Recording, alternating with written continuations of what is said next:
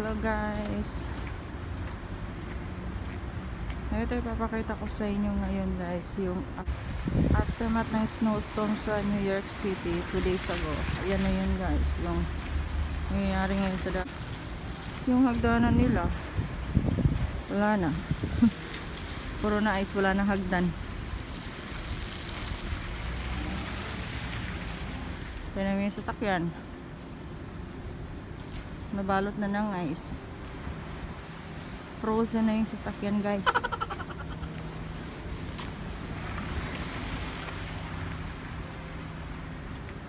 Kukuha nang tayo dito ng ano guys, yung panggawa ng milkshake para tipid.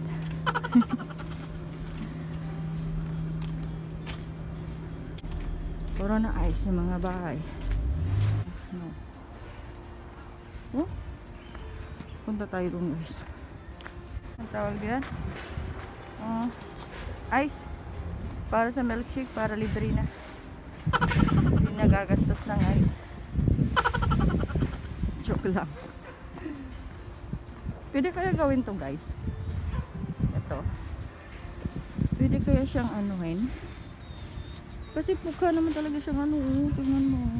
Mukha siyang yung ano talaga. Yung giniling na ice para gagawa ng milkshake. Mamaya mauntog pa tayo dito.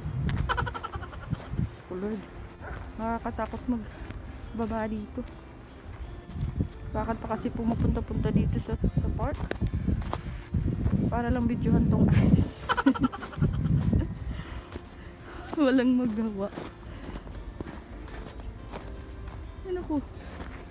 Tingnan nyo. Wala nga naman kita, puro na ice. Dati gusto ko tong snow guys, pero ngayon ay ayoko na sa ice. Sobrang lamig. Kainis. Okay lang to sa mga first timer, yung di pa nakakita ng ice, sobrang excited ka. Sabihin mo la, ano kaya yung feeling pag nakakita ng ano, ng ice, snow. Siguro masaya yun. Masaya nga nung una. Ayun mga bata, naglalaro sila ng snow. Gumagawa sila ng snowman. Thank you for watching guys. Bye bye.